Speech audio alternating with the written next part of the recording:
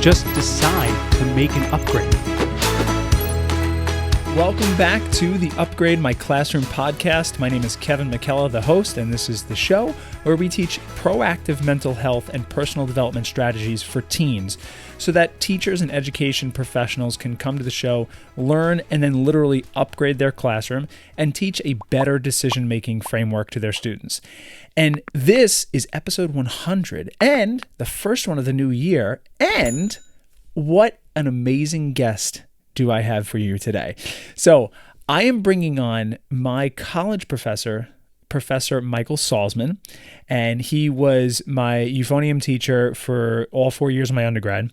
And well, let's just say we have an awesome conversation. We have an extremely wide-ranging conversation, and it was great to catch up. We talk about a whole bunch of things. We start with his career as an administrator. So we talk about his processes overseeing and facilitating his staff of other music teachers within the public school setting.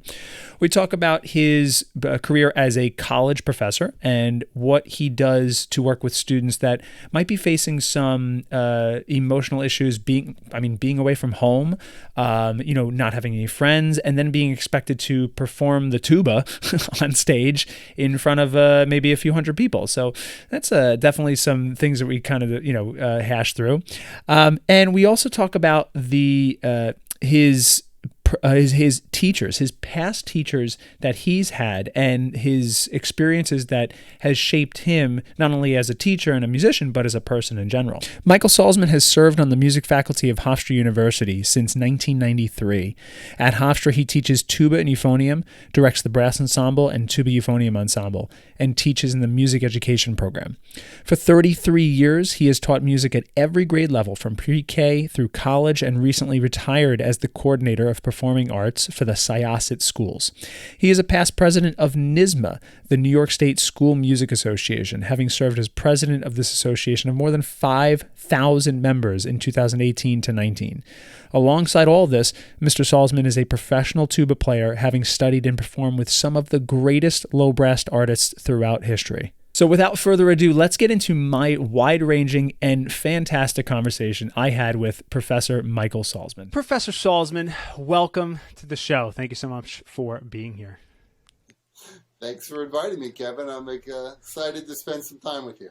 I am very excited, number one, because of the fact that this conversation we're going to have is going to be extremely wide-ranging, because your career is extremely wide-ranging. I don't know if I'm ever going to be able to have a guest on again that has filled the role as K through 12 teacher. I mean, elementary, high school. Did you do any middle? It's 7 years. Middle school, collegiate level, and as an administrator in the public school. So I am very excited. Let's jump in I'm going to let you have the floor here for a few seconds. So just give us like a 30 to 60 second kind of rundown of who you are, what you do, and what you're all about. All right, sure. Well, so the first thing that I'm all about is playing the tuba. There you go. I have always loved playing the tuba since I was in the 5th grade. And I went to college to study tuba performance. I got 2 degrees in tuba performance. I had a short career where I was able to pay my rent by playing the tuba. And then I said, there's got to be a better way to make money. I was doing well. I was taking a lot of auditions and coming in 2nd, 3rd, making the finals a lot, which is really great, except the guy who comes in 2nd or 3rd makes no money. So I decided I would give the teaching thing a try. I wasn't really excited about it, but I'd give it a try. And, but only if I could teach high school wind ensemble. I want those really great kids. Oh, yeah. But the first job anybody offered me was elementary school band, so I took it. And I loved it. From the first day I walked in the door, I was like, I can't believe I put this off. What a great way to make a living. You get to teach little kids, how to make music. And it was so much fun. So I did that for 6 years, and I had an opportunity to go to another district and teach middle school. And I really wanted to do that because I really wanted to work with the people in that district, some really big names in music education, and I wanted to work in that program. So I did middle school band for 7 years, and then I got moved to the high school and did high school band for a couple of years.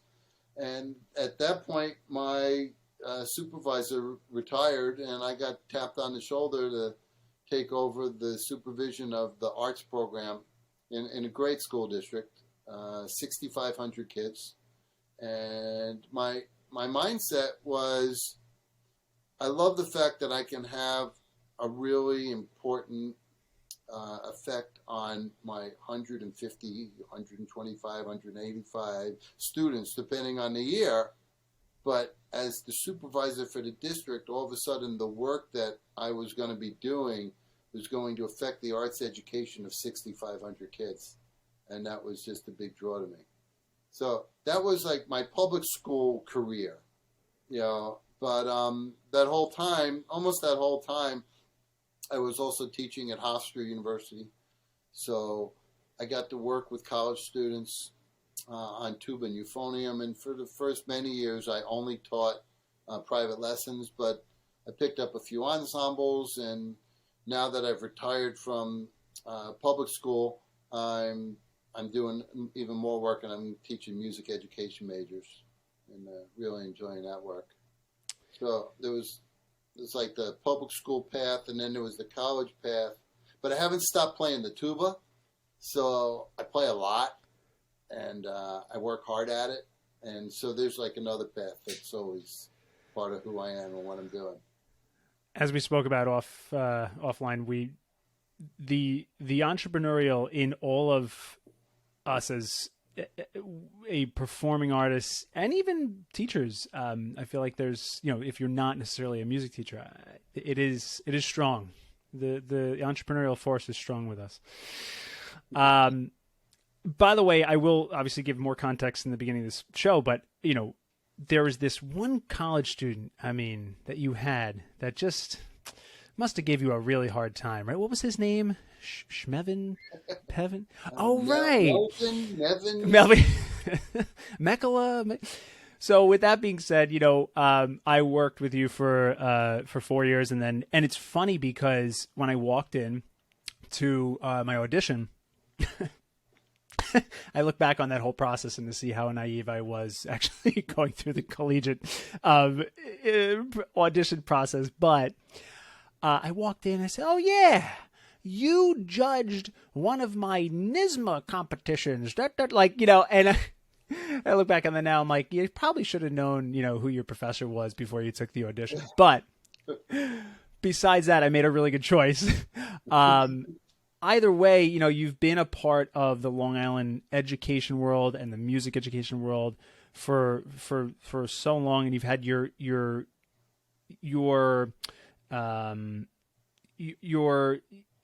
you've just had such a what is the word I'm looking for? You really you had an influence. You had an influence on so much, and you've made such a difference. And again, I love that you said your mindset, which is such a strong mindset, which makes you, I think, such a great administrator, because you're looking at this as still from the lens of a child via the teachers you get to have leadership over.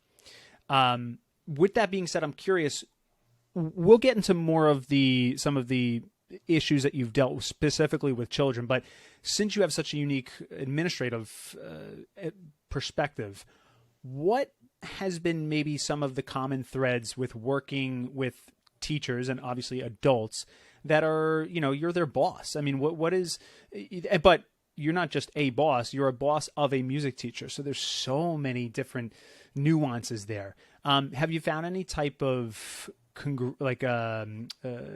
of commonalities between any issues, and what they could be any type of issues that are ranging when you're specifically working with music teachers? Well, I'll tell you, first of all, in my interview for the job as a supervisor, I remember the assistant superintendent asked me the question. He said, "So, what do you think it'll be like to go from being a colleague to all these music teachers to being their boss?" And I very naively said, "I have a great relationship with my colleagues, and they've all seemed to be very supportive of my candidacy for this position, and I think it'll be great." What I didn't realize is he started to laugh a little because he knew that I had no idea what I was getting myself into. And the whole world changes when you go from being the colleague to the boss, because all of a sudden people think that your job is to evaluate them. Right. And I had such a great staff that I never felt my job was to evaluate them. My job was simply to facilitate their work and to look at their work through the lens of a music teacher. And so often music teachers are evaluated by people who don't really know what they're looking at. So, when you have somebody who's done the work before, I found that to be a really great advantage, was that, I'd been in the classroom, as a music teacher for so long, that it really helped. Now, as far as, commonalities,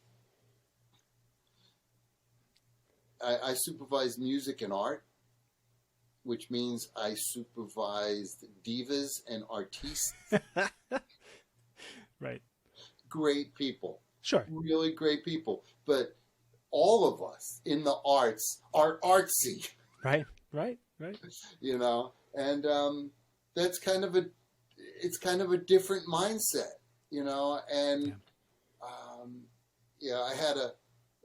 I use those words, divas and artistes, because I had a principal that I worked with who said to me, "Mr. Salzman, the coordinator of Fine and Performing Arts K through 12 is a very long title, but somehow we have to add the subtitle Supervisor of Divas and Artistes." And he said, "The reason I say that to you is because you understand what they're talking about, and when they come to me, I have no idea what they're talking about, so I need you to be like the translator." That's awesome.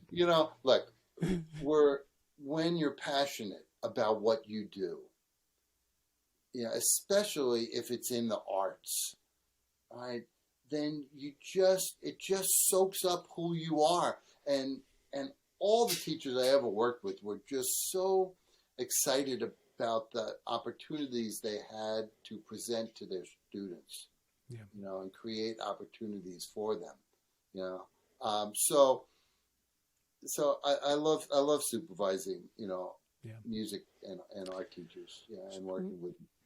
So I want to touch on a word you said, facilitate, which I thought is such a great word, and it's a great indicator of what a good leader you are. So do you have any specific examples of what you did, or maybe something that or a specific situation that you did to facilitate? So if especially a newer teacher is nervous that they have a evaluation coming up, was there conversations that you had or something that you did to facilitate the fact that, hey, I'm here to support you, I'm not here to bring you down in any way? Sure, absolutely. You're right. I always looked at the job as that of facilitator. Yeah. And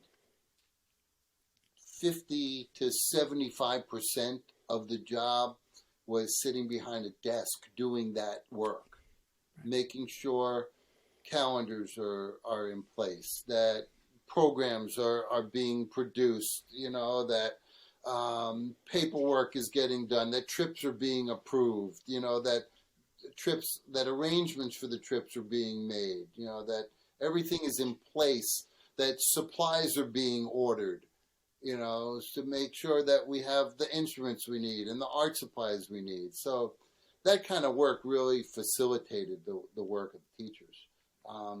But I have to tell you that I think the part of the job that I loved the most was really mentoring young and new teachers. I loved working with teachers right out of school, and because they don't know how much they don't know. Oh, I know. But they're really, really eager to learn. Yeah. And the way that I always approach, especially with very new teachers, to help them through the observation process, was I would do a whole bunch of observations that I didn't write down and that didn't get recorded anywhere. Nice. We did a whole bunch of, let's sit down and look at the rubric, and this language that really doesn't make sense in the music classroom. All right, and even if it makes sense in other classrooms, translating it into what we do. Let's see how we can align what we do with what's in the rubric, and these are the things that are most important to the district, and these are the things that are most important to kids.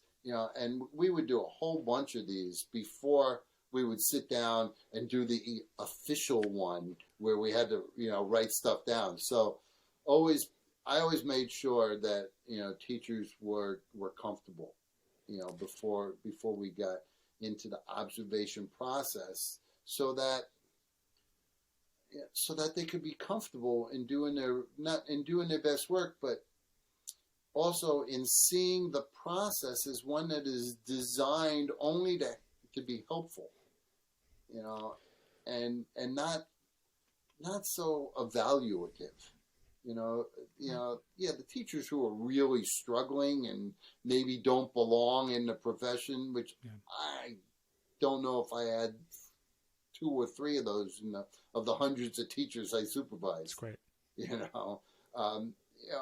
But for the most part, you're talking about, great teachers, and so I always worked very hard in helping them to be comfortable with the process. That sounds a lot like mock performances or mock auditions. Is it the same type of concept where the more and more you do it and the more and more familiar you are with it, then, Mock interviews? Yeah. Yeah. Well, so with that being said, I'd like to transition into your time, working with collegiate students. So you've been at Hofstra University now for 29 years. That's amazing. Very, very, very happy for you.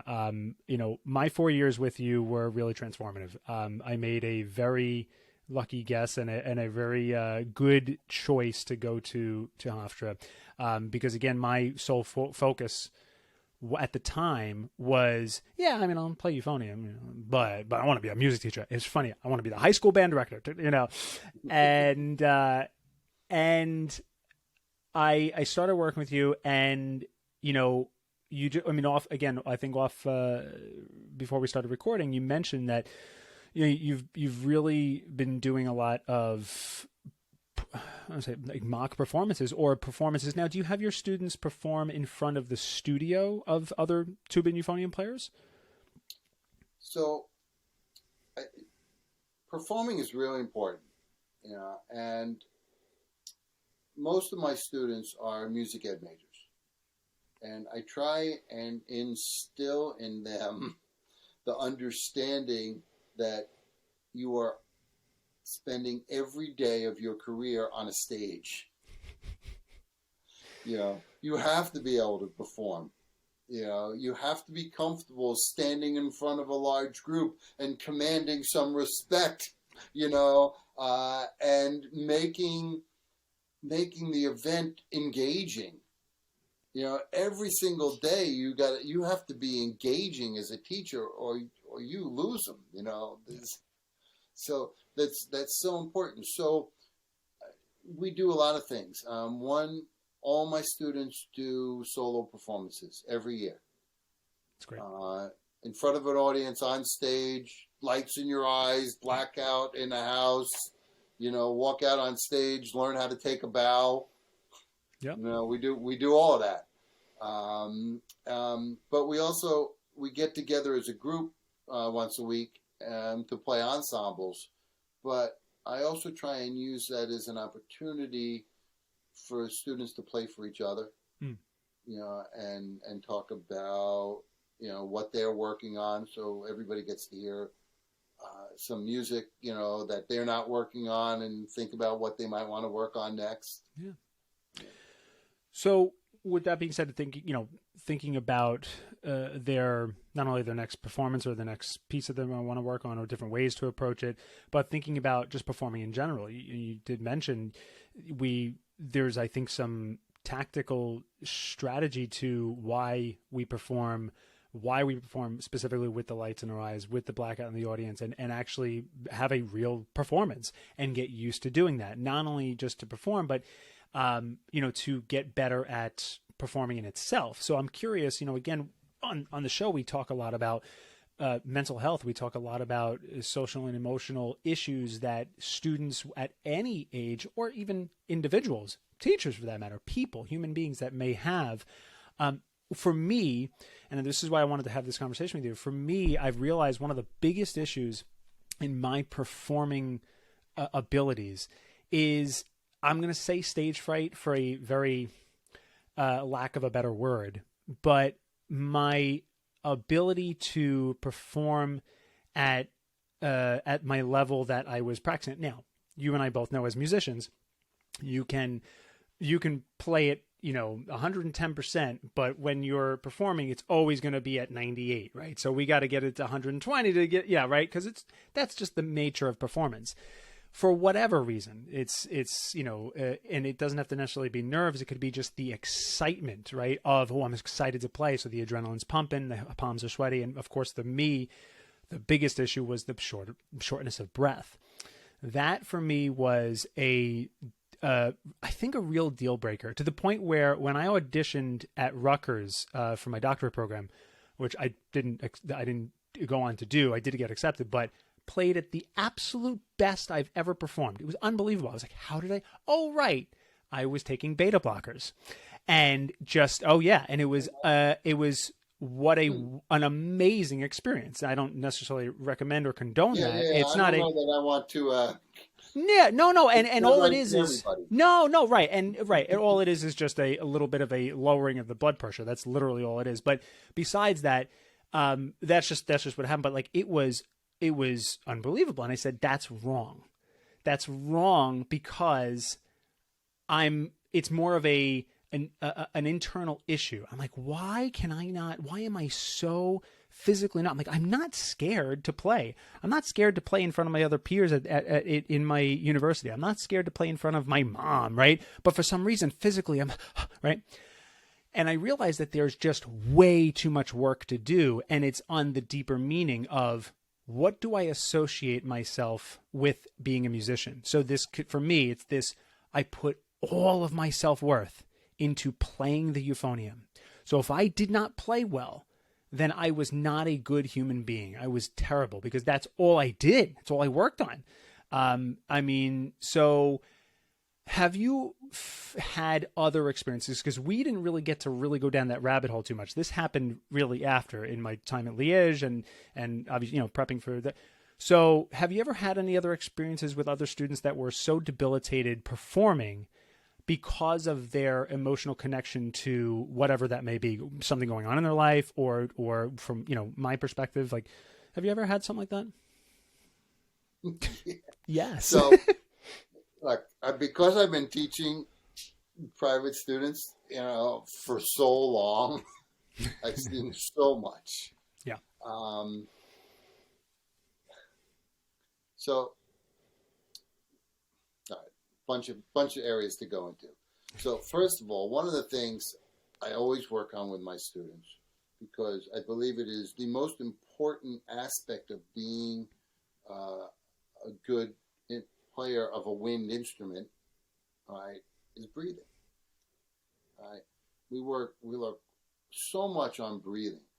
Now, we work on the breathing first of all because that's the fuel that produces the tone. I always talk about, the lips, the chops being the engine, but the air is the fuel that drives the engine. All right. So being a really good breather is really important to playing with a good sound and to being a good player. But the added benefit of being a good breather is all this air is free and it has incredible medicinal value. And I mean physically and mentally, all right? A good breather can stay focused and can stay relaxed. So that's the added benefit, of spending a lot of time, when working with students on really working on how to use the air and maximizing the air. Now, yeah, I've seen so many students in so many different situations.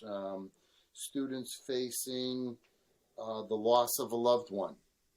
Students dealing with homesickness. Being really hard being away from home for the first time, in their life. Lots of anxiety issues, and certainly stage fright. And uncomfortable, as you said, trying to do your very, very best, when you're in front of people. And self-worth, yeah. And trying to help students work through things like that, is really hard. And it's funny, you learn to play your instrument and you get good at it, and people hire you to be a teacher. But when you first get that job to teach someone, you have no idea what you're getting yourself into, because it's not just how to play the horn. I look back on my studies with the great Harvey Phillips, who was my primary teacher, and such an incredible mentor to me. And I think he taught me how to play the tuba, but I learned so much more from him. In the 4 years that we spent together, and then our almost 35 years that we were friends. Yeah. So much about teaching and about taking care of your students and helping your students get ready for the next stage, in their life. How did he do that? What was his, I mean, I'm sure there was quite a few ways, but did anything stick out for you personally? He created a real family atmosphere within the studio. And we had a big studio. It was a big school with, 20 tuba players. But there was a real camaraderie there that he fostered.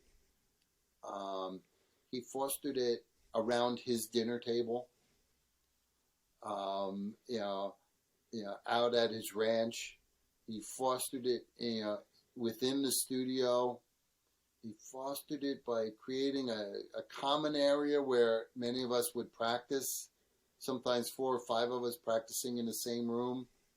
And sometimes, you'd hear what everyone else was doing, and there was such a great family atmosphere.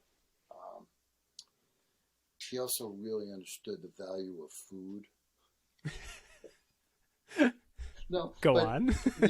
But really, you think about it. What is the value of food besides sustenance? Right. We share so much over food.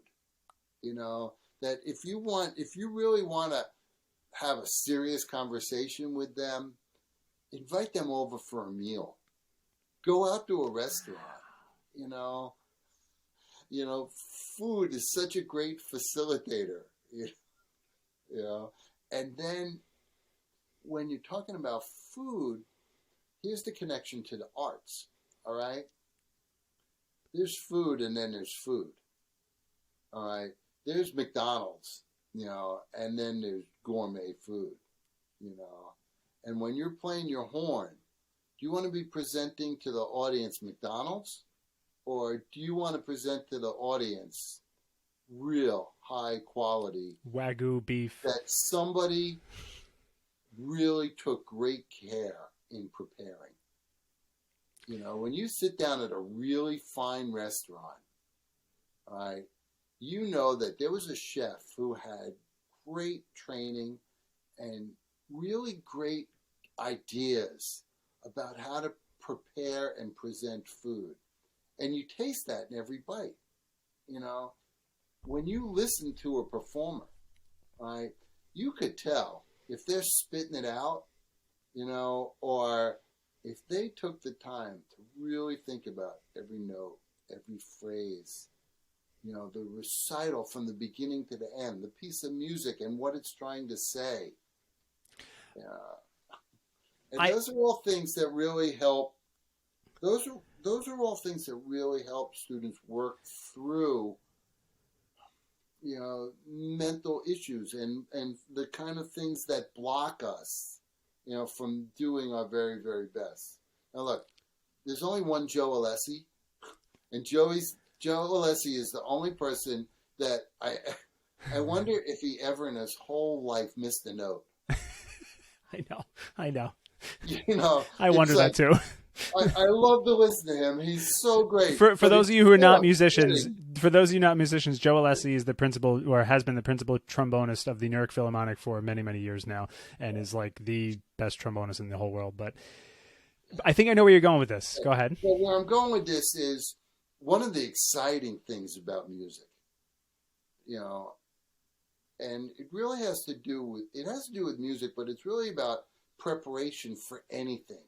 Whether you're preparing an audition, a recital, you're preparing for an interview, you're preparing a lesson that you're going to teach to a class, you could practice it over and over and over. You get unlimited amounts of time to practice.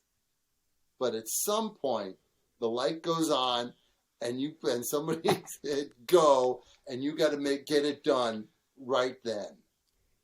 And that's a lesson that we get from music, you know, all the time. But the life lessons that are in that, you know, are huge.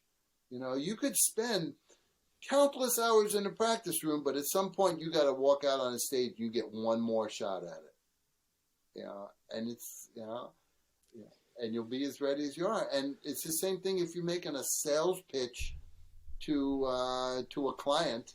You know, or you have a proposal you want to bring to your boss on, you know, a new direction the company could go in, or why we need new choral risers. Well, you know, I certainly was in a position many times where I had to argue for new choral risers. Sure. And you could be sure that I spent a lot of time thinking about all the reasons that we needed them. Oh, I'm sure. You know, and I was well prepared, you know, well prepared when I went in to make that plea. As we start to kind of wrap up here, I want to do two things. I want to touch on real quick the Joe Alessi, the fact that you brought up Joe Alessi, which is really funny because it didn't go where I thought it was going.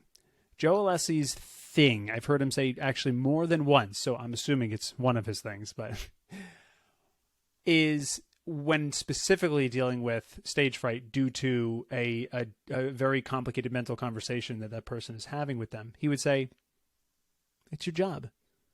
It's just your job. Like, you don't go into the office as an assistant or a clerical, like, and it's your job. Just do your job." And that reframing can be tremendous. And it really helped me get to a next level, not the level I necessarily needed to get to, but it's very interesting. But I had to throw that in. I don't know if you've ever heard that.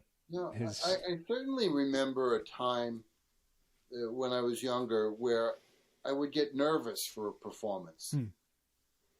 And I just kind of like slapped myself in the face, right? You know, and said, wait a second. I get nervous, and then I don't play as well. I don't perform as well because I'm nervous. Right. So How about I just don't get nervous? That's a really good choice. Right? How about I just make the conscious choice to go out there and do what I know how to do because I'm well prepared, and be confident in the fact that, one, I'm well prepared, Yep. Yep. And two, if it's not perfect, that doesn't say anything about me. But the that's message that I will deliver, everyone will get the message.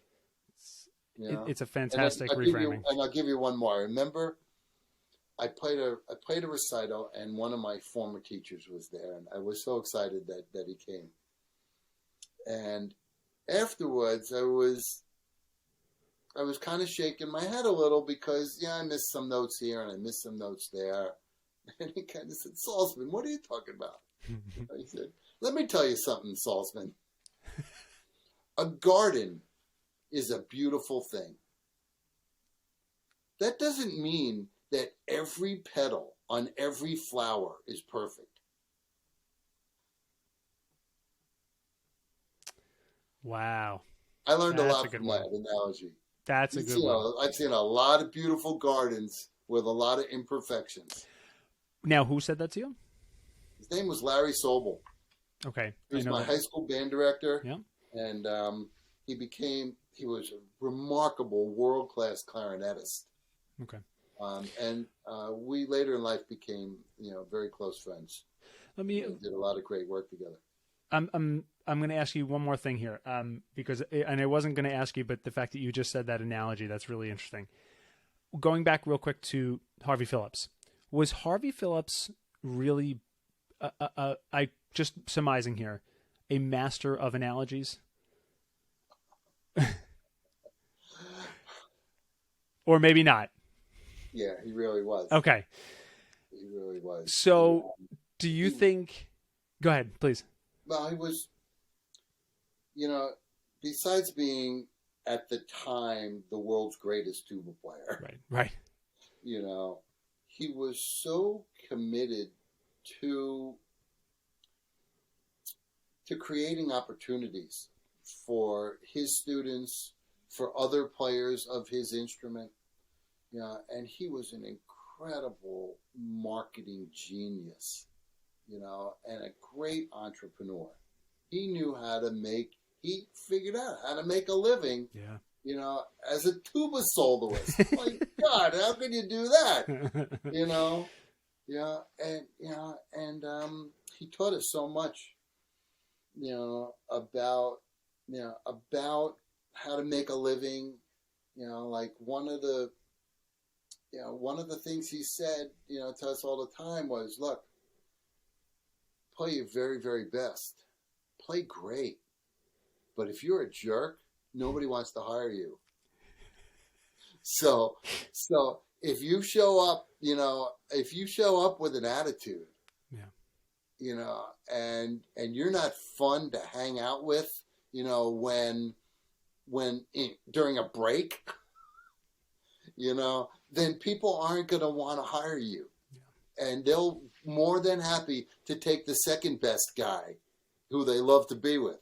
So don't be a jerk. And then one of his analogies that I love was he used to say, if you want to be a successful musician, you have to master all three registers.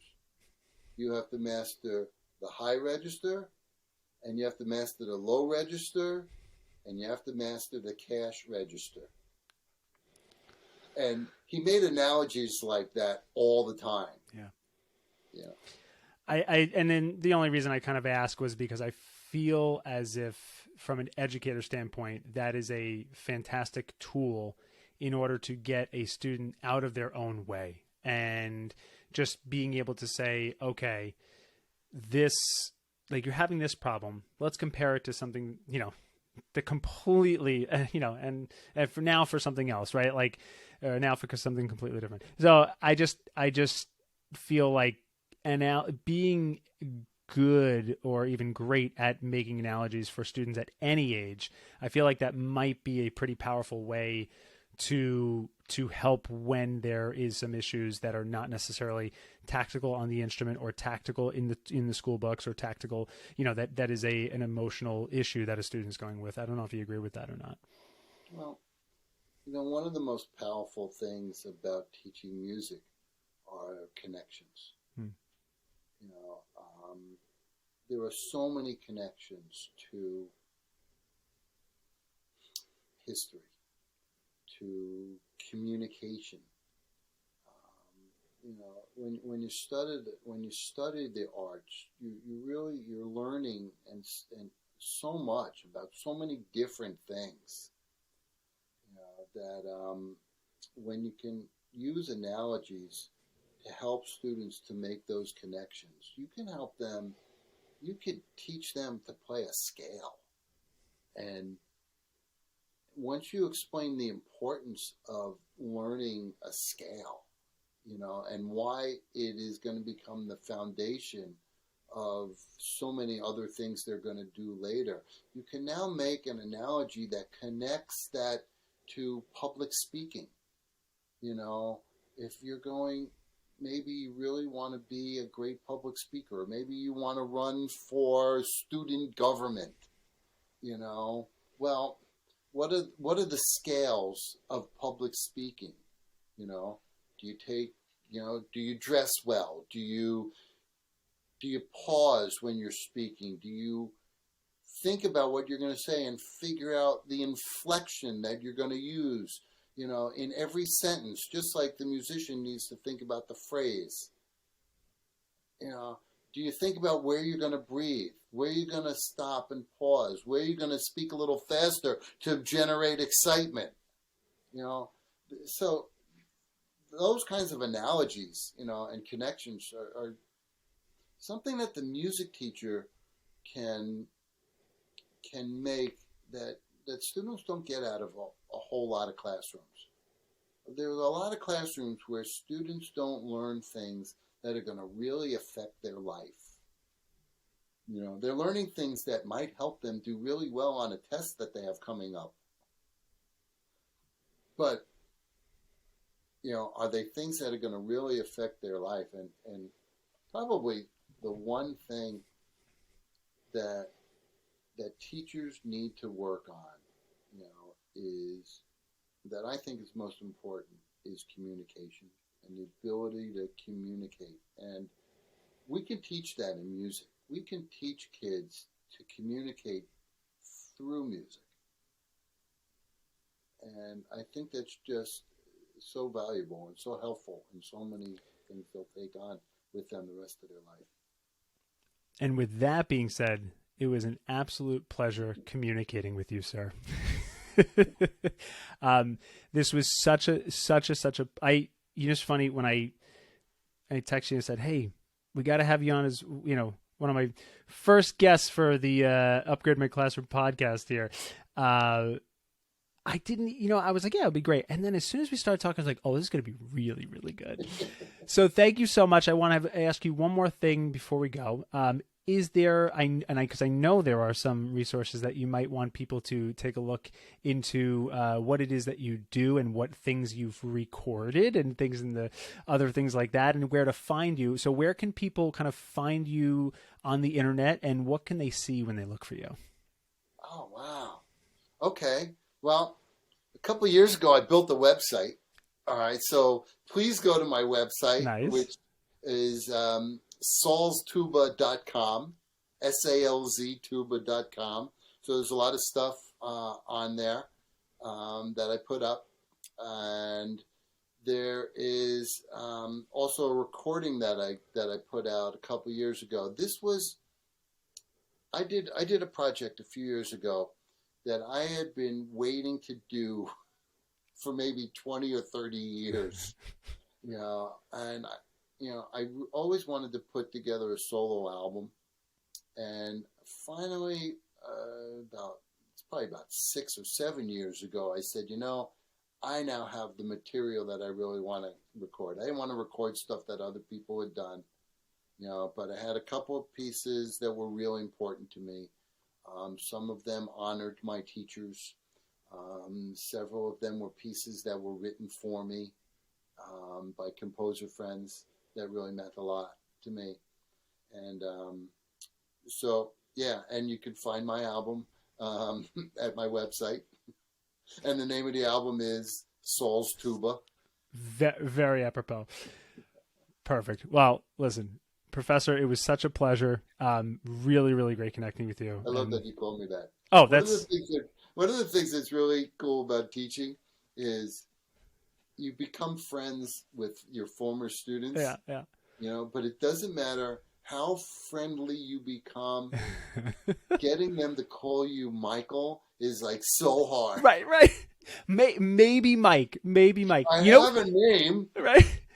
Well, we'll talk more. But with that being said, thank you so much, Michael. Thank you so much again. It's been fun. So that is our show. I hope you enjoyed my conversation with Professor Michael Salzman. I know I did. It was such a really, really great time catching up with him. It was amazing. Over 4 years of working with him every single week, we have yet to talk about some of these things that we talked about today. So I hope you enjoyed it. I hope you learned something from it. And I hope you've gained some perspective. If you're interested in finding out more about Mr. Salzman or listening to his solo album, which I highly recommend, you head over to salztuba.com. salztuba.com, and you can find everything there.